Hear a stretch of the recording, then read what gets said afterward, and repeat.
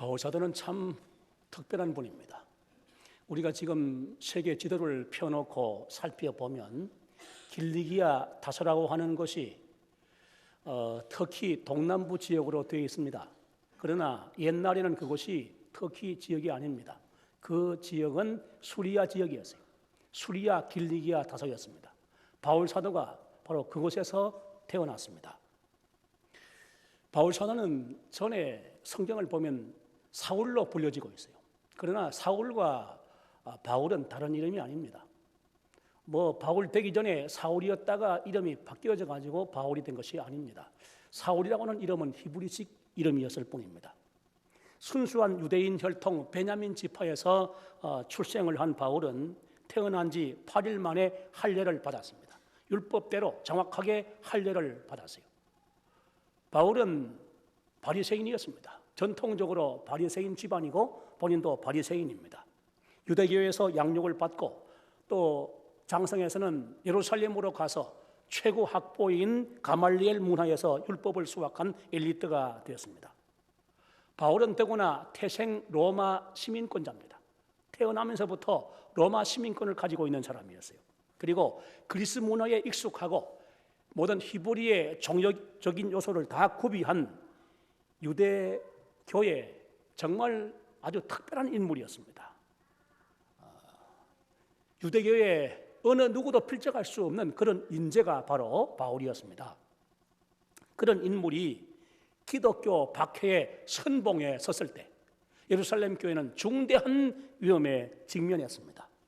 교인들이 사방으로 흩어져서 피신하는 사태가 벌어졌고 바울은 그런 피신하는 사람들을 모조리 색출해서 끌어다가 사형에 처하게 만드는 그런 일에 앞장을 섰습니다.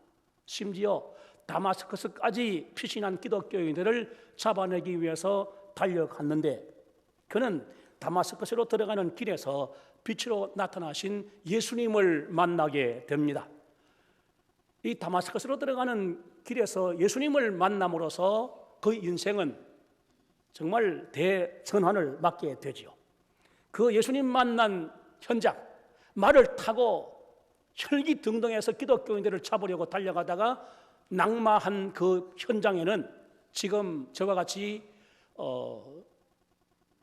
그 바울을 기념하는 교회당이 세워져 있습니다. 그는 예수님을 만나고 기독교인들을 색출하기 위해서 갔던 다마스커스로 들어가서 그 유대인 회당에서 예수님이 메시아라고 하는 사실을 선포함으로써 유대인 사회와 온 세상을 깜짝 놀라게 만들고 3년 동안 아라비아에 가서 수련을 쌓고 돌아온 후에 이제 안디옥 교회에서 사역을 하다가 신약 시대 최초의 공식적인 선교사가 되어서 세계 선교에 나서게 됩니다. 이 본문의 내용은 바울 사도가 제3차 전도 여행을 하면서 에베소에서 대성공을 거두었어요. 에베소에서 엄청난 성과를 거두게 됩니다. 그런데 그 제3차 전도 여행의 중심지인 에베소에서 로마에 가서 복음을 전하겠다고 하는 강력한 의지를 천명한 말씀입니다. 로마도 보아야 하리라. 이것은 하나님의 뜻인 동시에 나의 굽힐 수 없는 의지이다 하는 사실을 천명한 말씀입니다. 한번 따라하시기 바랍니다. 로마도 보아야 하리라. 당시 바울 사도는 에베소에서의 성공적인 사역으로 만족하지 않았어요. 이 정도 가지고 나의 사역이 끝난 것도 아니고 내 사역을 여기서 내가 만족하게 생각하고 이제 앞으로 남은 나의 생애를 적당하게 살아갈 그런 생각이 전혀 없다. 그래서 그는 마케도니아와 아가야 지방에서 모은 구제 헌금을 가지고 예루살렘으로 가서 예루살렘 교회에 구제 헌금을 전달한 후에 다시 로마로 가겠다고 하는 것이 바울 사도의 계획이었습니다. 바울 사도의 의지였습니다. 그런데 문제가 발생했습니다. 고린도에서 바울 사도의 생명을 해하려고 하는 그런 음모가 있었기 때문에 예루살렘으로 돌아가는 경로를 부득이 변경하지 않을 수가 없게 됩니다. 그의 계획과 의지와는 달리 이제 그 모든 노정에 차질을 빚게 된 것이지요. 바울 사도가 잡고 있던 일정에 중대한 차질이 발생하게 된 것입니다. 그러나 바울 사도의 결심은 확고했습니다. 로마로 가서 복음을 전하는 것은 물론이고 나는 로마에 가는 것에도 거치지 않는다. 나는 로마에 가서 복음을 전한 후에 서바나까지 갈 것이다. 서바나가 어디냐 하면 서유럽 끝자락인 스페인이 서바나입니다. 서바나까지 가서 나는 복음을 전하겠다. 그렇게 그는 다짐을 했습니다. 바울 사도의 전도 여행을 살펴보면 특징이 있는데 바울 사도의 전도 여행은 어디까지나 도시 중심 선교 활동이었습니다. 항상 대도시 중심의 선교를 했던 분이 바울 사도입니다. 저 시골 농촌이 아니라 언제나 그는 인구가 밀집해 있는 대도시를 선교 목표로 정하고 복음을 가지고 그런 도시를 공략했습니다. 주변보다는 중심을 중시했어요. 왜 그렇게 했을까? 그러면 주변에 있는 사람 중시하지 않는단 말인가? 저 지방의 농촌의 시골은 중요하지 않단 말인가? 그런 의미가 결코 아닌 것입니다. 보다 빠르게, 보다 널리, 보다 많은 사람들을 복음화시키려고 하는 생각이었을 것이에요. 전쟁을 해도 아무리 많은 지역에서 전투에 이긴다 할지라도 수도를 장악하지 못하면 그 전쟁은 끝나지 않습니다. 승리하지 못합니다. 반드시 수도를 점령해야 그 전쟁이 끝나고 완전한 승리가 이루어질 수가 있는 것입니다. 영적 전쟁도 마찬가지입니다. 복음 전하는 일도 마찬가지입니다. 바울 사도가 생각한 것이 바로 그 점인 것입니다.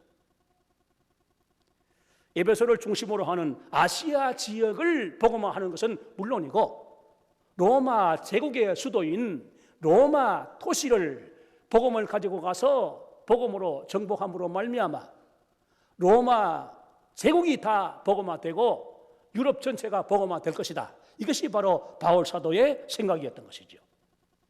그래서 그는 이 로마에 가서 복음을 전할 뿐만 아니라 그 당시 사람들의 그 생각 가운데 세계의 제일 끝부분이 어디냐? 바로 서바나, 서유럽의 끝자락인 스페인으로 생각했습니다. 그 끝까지 가서 나는 복음을 전할 것이다. 그런 결심을 가지고 있었던 것이죠. 그것이 바로 바울 사도의 선교 전략이었습니다. 그러면 그의 로마 행은 어떻게 이루어졌습니까? 바울 사도의 로마 행은 하나님의 뜻과 일치하는 것이었어요. 하나님께서도 바울 사도를 로마로 보내시려고 하셨습니다. 그러나 하나님이 정하신 시기와 방법은 바울 사도가 생각하는 시기와 방법과 일치하지 않았습니다. 왜냐하면 알고 보면 바울 사도가 생각하는 시기와 방법대로 로마로 간다는 것은 절대로 불가능한 일이었기 때문입니다. 바울 사도는 그 길이, 그 방식이, 그 시기와 모든 경로가 불가능하다고 생각하지 못했습니다. 앞날을 내다보지 못하는 것이 인간이기 때문에 그는 자기 계획을 가지고 있었으나 하나님께서 보실 때 바울 사도가 생각하는 그런 시기, 그런 방법으로는, 그런 경로로는 절대로 로마에 갈 수 없었기 때문에 하나님은 다른 일정을 잡고 계셨던 것입니다. 실제로 바울 사도가 제3차 전도 여행을 마치고 예루살렘으로 간 후에 예루살렘에서 유대인들의 엄청난 반발이 일어나고 유대인들의 그 박해가 일어났습니다. 유대인들의 위협 때문에 생명을 잃을 상황에 직면했어요. 그 유대인들 때문에 결국 바울 사도는 예루살렘에서 체포되고 말았습니다. 바울 사도는 주후 58년에 예루살렘에서 체포되었고 체포된 바울은 부당한 재판을 내가 결단코 수용할 수 없다. 그래서 로마 황제 가이사에게 내가 상소하겠다. 그렇게 청구함으로 말미암아 바울 사도는 미길수의 신분이 되어서 아주 로마 군대의 삼엄한 보호를 받으면서 로마까지 호송을 받게 됩니다.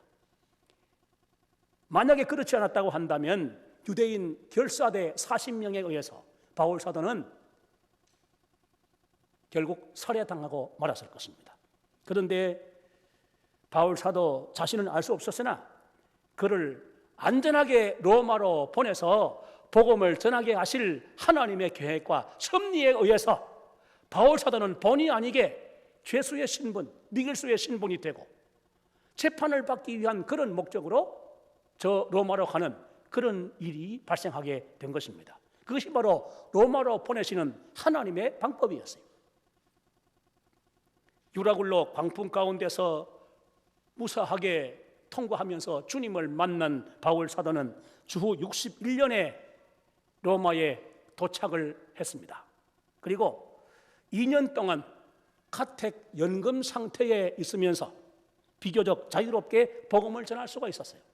사도행전 제일 마지막 부분을 보면 비록 연금 상태에 있기는 했지만은 그러나 바울 사도가 오는 사람들을 다 만날 수 있었고 또 복음도 전할 수 있었던 것을 말씀하고 있는 것을 보면 참으로 바울 사도를 보내시는 방법은 인간의 생각대로 한다면 만족하지 못한 방법, 의외의 방법이긴 했으나 하나님께서 바울 사도를 보내시는 바로 그 목적이 복음 전하는 일이 있기 때문에 거기서 비교적 자유로운 그런 활동을 하면서 복음을 전할 수 있게 하신 것이 하나님의 역사였던 것입니다. 그 2년간의 기간을 통해서 바울 사도는 우리가 흔히 옥중서신이라고 부르는 에베소, 빌립보, 골로새, 빌레몬서 이 4권의 성경책을 2년 기간 동안에 기록을 하게 됩니다. 그리고 그 2년 동안에 디모데와 두기고와 에바브로, 디도 같은 참으로 충성된 주의 종들, 바울 사도의 사역을 위해서 자기들의 목숨이라도 내놓을 만큼 충성되게 사역했던 그분들이 바울 사도를 위로하기 위해서 로마에 단역한 일도 있었습니다. 바울 사도는 주후 63년에 가서 석방이 돼요. 로마에서 석방이 돼서 자유의 몸이 되어서 나왔습니다. 석방된 바울 사도는 에베소와 마케도니아와 드로아와 그레데와 니고볼리 지역을 돌아다니면서 성도들을 만나 격려하고 또다시 복음 전하는 사역을 수행합니다. 그리고 그가 꿈꾸어왔던 서바나도 가겠다 했던 그 소망대로 실제로 서바나로 갔습니다. 스페인으로 가서 복음을 전했습니다. 그러나 우리 성경을 보면 사도행전에 바울 사도의 사역의 마지막은 로마에 가서 수감되어서 그 가택 연금 상태에 있으면서 비교적 자유롭게 복음을 전할 수 있었다는 그 정도까지만 기록을 마치고 성경은 그 이후 일은 침묵하고 있습니다. 왜 바울 사도의 생애를 마지막까지 기록하지 않았을까? 그것은 성경이라고 하는 것은 사도 개인의 생애를 설명하는 전기가 아니라 어떻게 복음이 전해졌느냐 하는 것을 설명하는 성령의 역사를 소개하는 것이기 때문에 바울 사도의 그 이후 행적은 성경에서는 기록을 하지 않고 있는 것입니다.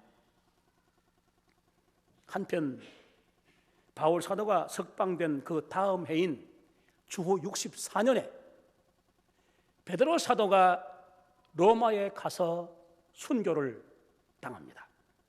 요한복음 21장 18절에 보면 부활하신 예수님께서 베드로에게 내가 2팔을 벌리게 될 것이다 그런 말씀을 하면서 내가 특수한 방식으로 2팔을 벌리고 순교당하게 될 것이다 하는 순교를 암시하는 말씀을 예수님이 하신 일이 있어요. 그런데 그 후에 바울 사도는 이 베드로 사도는 이제 로마에 가서 박해당하는 기독교인들을 격려하면서 복음을 전하다가 네로 황제가 아주 강력한 방식으로 박해를 가할 때에 그 박해 때문에 베드로가 견디기 힘들었습니다.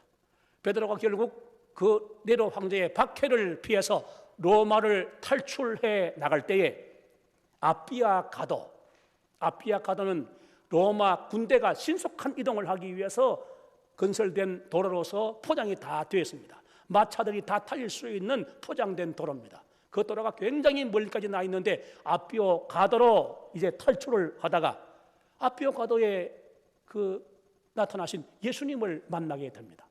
예수님이 나타나셔서 이제 베드로가 예수님을 만나게 되는데 베드로는 참으로 당혹스러웠습니다. 자기의 나타난 그 예수님께 물었습니다. 도미네 쿠바데이스, 주여 어디로 가시나이까?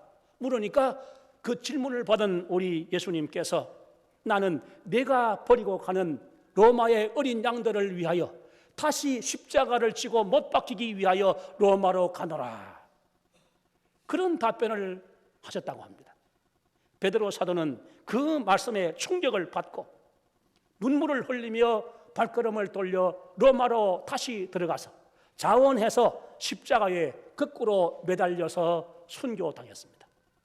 예수님께서 암시하셨던 말씀 그대로였습니다. 그는 두 팔을 십자가에서 벌리고 매달려서 거꾸로 매달려서 결국 그 목숨을 주님께 바치고 그 영혼이 하나님의 나라로 갔습니다.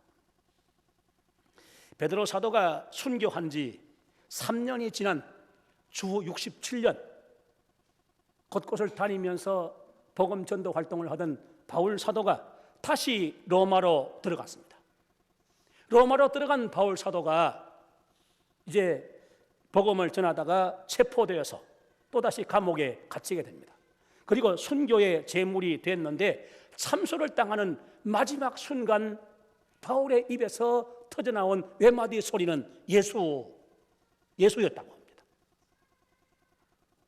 그 현장에는 지금 기념교회당이 세워져 있고 그 기념교회당 지하에는 바울 사도가 수감되어 있던 그 감방이 그대로 보존되어 있어요. 여러분들이 보시는 장면은 바로 바울 사도가 수감되어 있는 감방 그 현장입니다. 저기에 수감되어 있다가 바울 사도는 끌려 나와서 결국 참소를 당하는 그런 방식으로 순교의 제물이 되어집니다. 여러분 그러면 생각해 보십시오. 그러면 로마도 보아야 하리라 하는 불타는 결단과 의지를 가지고 마침내 로마로 들어갔고 석방되었으나 또다시 주 67년에 로마로 들어갔다가 순교당한 바울 사도가 전한 그 복음은 도대체 어떻게 된 것입니까? 베드로 사도가 복음을 전하고 십자가에 거꾸로 매달려 순교했는데 베드로 사도가 전했던 그 복음은 도대체 어떻게 된 것입니까? 로마에 던진 복음의 폭탄이 어떻게 폭발했습니까? 어떤 결과를 가져왔습니까? 표면상으로 볼 때 아무런 위력을 나타내지 못한 것 같습니다.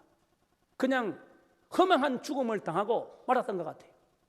복음은 완전히 사장당하고 말았던 것 같아요. 그러나 알고 보면 로마에는 그 복음으로 말미암아 영적 전쟁이 일어났습니다. 네로 황제가 14년에 걸친 세월에 기독교를 악랄하게 박해하면서 기독교인들을 사냥개와 사자들의 사냥감으로 내주고 십자가형에 처하고 횃불에 심지로 삼아서 화형에 처했습니다. 수많은 기독교인들이 맹수의 밥이 되었습니다. 금투사의 그 칼에 의해서 희생되었습니다. 참혹한 일들이 14년 동안이나 계속되었습니다. 거기다가 주후 70년 베스파시아누스 황제가 자기의 아들 티투스 장군을 저 예루살렘으로 보내가지고 예루살렘의 성전을 무너뜨리고 예루살렘을 완전히 멸망시켜버렸습니다. 수많은 유대인들이, 물론 그 사람들은 기독교인이 아니고 유대교인들입니다마는 이 유대인들이 학살을 당하고 또 많은 사람들이 노예가 되어서 로마군에 의해서 끌려갔습니다. 주후 72년 바로 그 유대인 노예들을 총동원해가지고 로마의 거대한 원형 경기장 콜로세움을 착공했습니다. 그 아들 티투스 황제가 됐을 때 티투스 황제 때 준공을 했는데 그 콜로세움에서 수많은 기독교인들이 또 적그리스도 세력과 영적인 투쟁을 벌이다가 참혹한 죽음을 당하는 순교의 제물들이 되어져 갔습니다.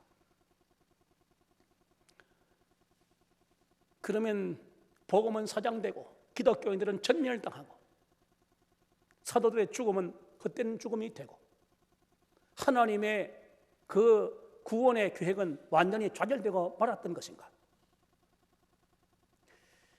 하나님께서 중대한 사인을 보내셨어요. 엄청난 사인을 보내셨어요. 역사를 심판하시는 하나님께서 주후 79년 8월 베수비오 화산을 폭발시키셨는데 그 화산 폭발로 폼페이 도시가 완전히 매몰됐죠. 이 화산 폭발로 매몰된 폼페이, 이것은 바로 하나님께서 로마 제국 전체를 심판하겠다고 하는 하나님의 중대한 심판의 경고의 사인이었던 것입니다. 그 화산 폭발로 500도 내지 600도의 온도로 저 화산재가 약 10km 내지 15km 높이에서 지상으로 떨어져 내려왔는데 그 화산재가 지상에 6m 두께로 덮였습니다. 폼페이에 그 발굴된 시가지와 화산재에 매몰되어 죽은 로마 사람들의 모습을 볼 때 참으로 하나님이 얼마나 공의의 하나님이시고 얼마나 두려운 하나님이신가 하는 것을 역력하게 정말 생각하게 되어지는 것입니다. 하나님의 살아계심을 설명해 주는 그런 대사건이 아닐 수가 없는 것입니다. 그러나 로마는 그토록 엄중한 하나님의 경고의 메시지를 읽지 못했어요. 그래서 끊임없이 계속하여 기독교를 박해했습니다. 기독교인들을 하나도 남기지 않고 다 죽이려고 계속해서 박해의 강도를 더해갔습니다. 네로, 도미티아누스, 트레누스, 하드리아누스, 마르쿠스 아우렐리우스, septimius 세베로스, 막시미우스, 디키우스, 바렐리아누스, 디오클레티아누스, 이런 황제들 10대 박해 황제들이 거쳐가는 동안, 물론 중간중간 빠진 것도 있지만은 이런 황제들이 거쳐가는 동안에 250년이 지나는데 그 250년 동안 로마의 대박해는 계속됩니다. 계속된 그 기독교 박해로 말미암아 기독교는 상식적으로 존재할 수 없게 됐어요. 상식적으로 기독교는 완전히 사라질 수밖에 없는 상황에 직면했습니다. 완전히 기독교는 사멸될 수밖에 없는 형편이었습니다. 그러나 그럼에도 불구하고 기독교는 무릎 꿇지 않았고 사라지지 않았습니다. 기독교인들은 굴복하지 않고 약 300년에 걸쳐서 무려 600만 명이 지하 공동묘지 카타콤에 들어가 살면서 그 지하 공동묘지 땅속에서 굴속에서 그 벽에다가 물고기 그림을 그리고 새의 그림을 그리고 거기다 하나님의 이름을 그리고 거기서 울며 불며 하나님 앞에 탄식하며 부르짖어 호소했습니다. 카타콤의 총 길이는 무려 900km에 달합니다. 참으로 참담한 세월이 지나갔습니다. 기독교 초기 역사 300년의 세월은 참담했어요. 그러나 우리 하나님께서는 기독교를 끝내 고난의 질곡에 빠뜨려 두시지 않았고 복음이 사장되도록 그냥 계속해서 방치해 두시지 않았습니다. 주후 288년 서로마 황제 클로루스와 그의 아내 왕비 헬레나 사이에서 콘스탄티누스라고 하는 아들이 태어났습니다. 이제 콘스탄티누스가 장성했습니다. 이 클로루스 황제가 세상을 떠났는데 황제가 될 만한 사람들, 그 후보자가 6명이 난립해서 투쟁이 벌어졌어요. 마지막까지 남아서 최후 이제 자웅을 가리고 누가 황제가 될 것인가 싸움이 벌어지게 됐는데 그 클로루스 황제의 아들인 콘스탄티누스와 막센티우스라고 하는 인물이 마지막 이제 결전을 하고 승자가 이제 황제가 되는 그런 형편에 놓이게 됐습니다. 그런데 콘스탄티누스는 군사적으로 아주 열세했습니다. 콘스탄티누스는 5만 명의 군사를 거느리고 있었고 막센티우스는 12만 명의 군사를 거느리고 있었습니다. 5만 명 군사로 12만 명 군사를 상대해 싸워가지고 이긴다는 것은 그건 정말 불가능한 것이지요. 그러나 콘스탄티누스는 결코 자기 의지를 굽히지 않았습니다. 5만 명 군대를 통해서 12만 명 군대를 무너뜨리고 자신이 황제에 오를 것을 결심하고 그 전쟁을 벌이게 되었습니다. 312년 10월 27일 드디어 최후 결전을 앞둔 그날 콘스탄티누스가 부하 장수들과 함께 밀비안 다리에서 아주 신기한 놀라운 광경을 목격하게 됩니다. 하늘의 태양 위에 불타는 빛나는 십자가가 나타나면서 그 위에 이 깃발로 싸워 이기라 하는 글자가 나타나 보이는 것이었어요. 콘스탄티누스는 깜짝 놀랐습니다. 그 광경을 자기만 본 것이 아닙니다. 자기 주위에 있었던 휘하 장군들이 함께 목격을 했습니다. 그날 밤에 콘스탄티누스는 전군에 아주 긴급한 명령을 내려서 모든 깃발을 그 하늘에 나타났던 그 모양으로 만들도록 지시를 하고, 또 방패와 군대의 모든 갑옷에까지도 전부 다 그 십자가 문양을 새기도록 지시를 했습니다. 그리고 다음 날 이제 대접전이 벌어졌습니다. 콘스탄티누스의 5만 명 군대가 막센티우스의 12만 명 병력을 상대하는 그 엄청난 전투가 벌어졌습니다. 12만 명이 승리하지 5만 명이 승리한다는 것은 그건 불가능한 일이었어요. 그런데 참으로 놀라운 이런 그 압도적인 병력을 격파하고 콘스탄티누스의 5만 명 병력으로 콘스탄티누스가 승리를 거둡니다. 아주 대승리를 거두었어요. 그리하여 다시 이제 드디어 황제가 된 콘스탄티누스는 313년 3월 니키우스라는 사람과 함께 로마의 기독교를 공인하게 됩니다. 밀라노 칙령을 통하여 로마의 기독교를 공인하게 되는 것입니다. 기독교 박해는 중단되고 신앙의 자유가 주어지고 몰수당했던 재산들이 다 반환되고 보상들이 전부 다 이루어지게 됩니다. 십자가형을 폐지하고 금투하는 일이나 축첩하는 일 전부 다 폐지했습니다. 여자에게도 상당한 권한을 부여했습니다. 주일에 일제히 휴업하도록 명령을 내렸습니다. 우상 숭배와 이단을 완전히 척결했습니다. 이교의 신전들 전부 다 몰수했습니다. 어마어마한 굉장한 신전들이 가득 차 있었는데 그 신전들 전부 다 몰수해가지고 신전 건물을 교회에다가 전부 다 돌려주었습니다. 여러분들이 뭐 사진이나 영화나 또는 달력에서 나오는 그림을 통해서 그 사진을 통해서 그 초대 교회들, 특별히 소아시아 지역에 있는 교회들의 그 모습들을 살펴보았을 것입니다. 굉장한 교회당이지요. 그러나 그 시대에 교회당 건물은 존재하지 않았습니다. 교회당 건물은 기독교 공인한 이후에 이제 생겨나기 시작한 것이지 그런 건물을 짓는다는 것은 상상도 못합니다.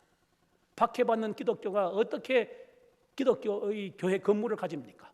모두가 다 지하에 들어가서 공동묘지 속에서 저 땅 속에서 신앙생활을 하고 있는 시대에 무슨 그런 건물을 지을 수가 있습니까? 그런데 그것들이 전부 다 교회당으로 소개되고 있죠.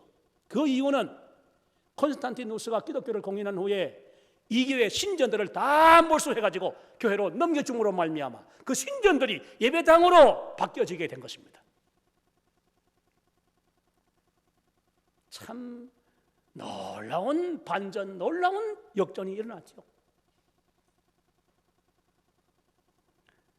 여러분들이 그래서 그런 그 건물들을 바라볼 때 본래 교회당으로 지어졌다고 생각하시면 그건 오해이고, 원래 우상을 섬기는 신전들인데 그래서 막대한 돈을 투자해서 상상할 수 없는 규모의 그런 전당들을 지어놨는데 그런 모든 것들을 다 콘스탄티누스가 몰수해서 교회에 넘겨줌으로 갑자기 그런 건물들이 전부 다 하나님을 예배하는 교회당으로, 예배당으로 바뀌어진 것이라고 하는 사실을 알아야 할 것입니다. 기독교가 그토록 박해받던 로마 제국에 일어난 그런 놀라운 역사적인 사건, 그것은 바울 사도가 전하고 베드로 사도가 전하고 카타콤의 지하교회 성도들이 붙들고 지킨 복음의 대승리였던 것입니다. 복음은 그런 것입니다. 복음은 약한 것 같습니다. 망할 것 같습니다.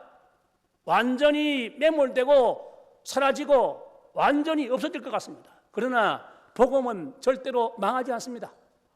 복음은 사멸되지 않습니다. 복음은 죽지 않습니다. 왜냐하면 복음은 하나님의 능력이기 때문인 것입니다.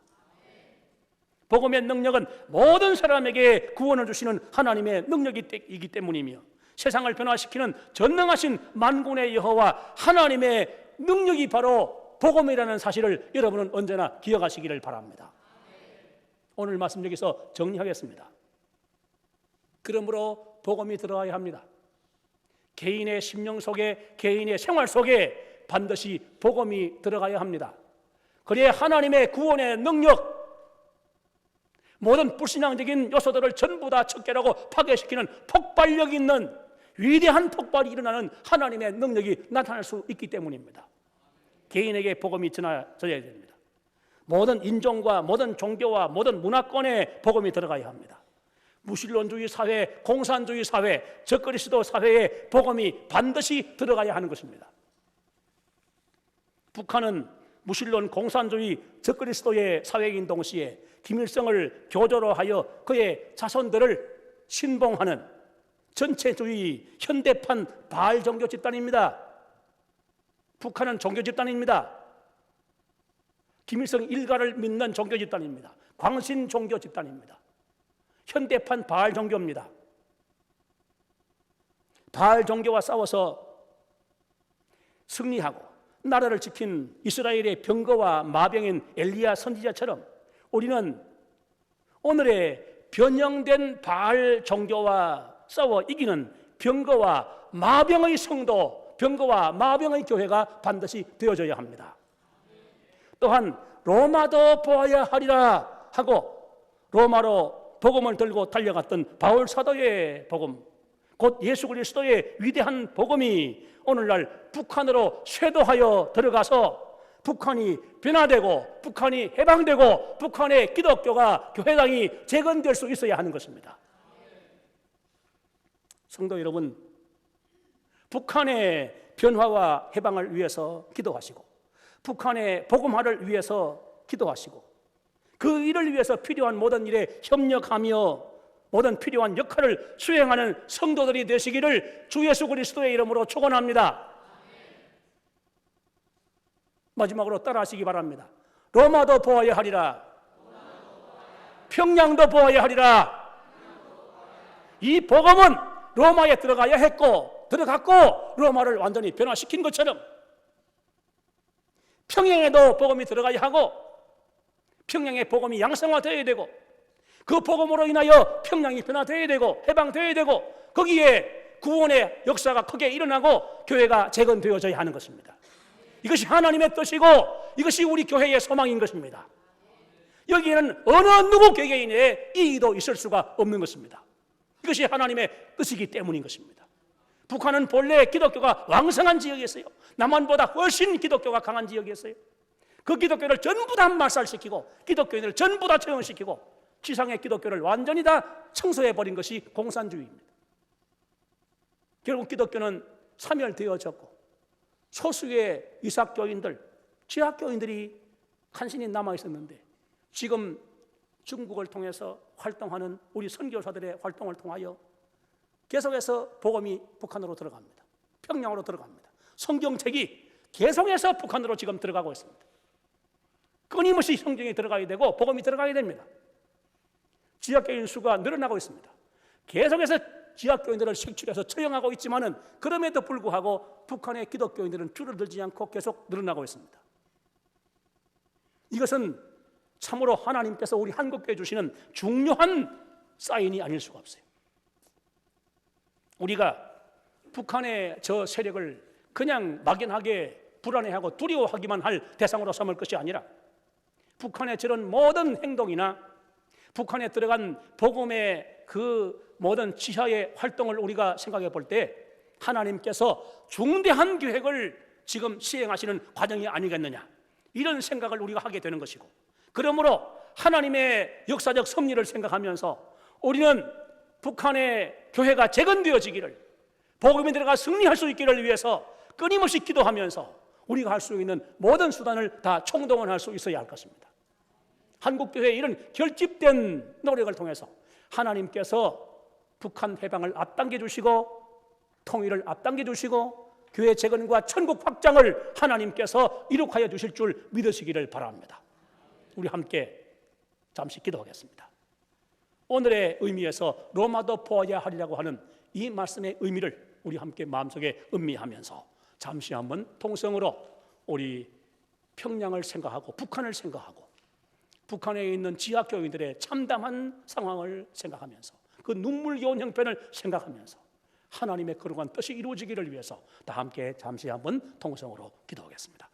우리 하나님 아버지, 오늘 저희를 불러내 주시고 주님 앞에 말씀을 들으며 오늘의 우리의 모든 이 현실을 생각하면서 기도하는 귀한 시간 갖게 해주셨사오니 감사를 드립니다. 바울 사도가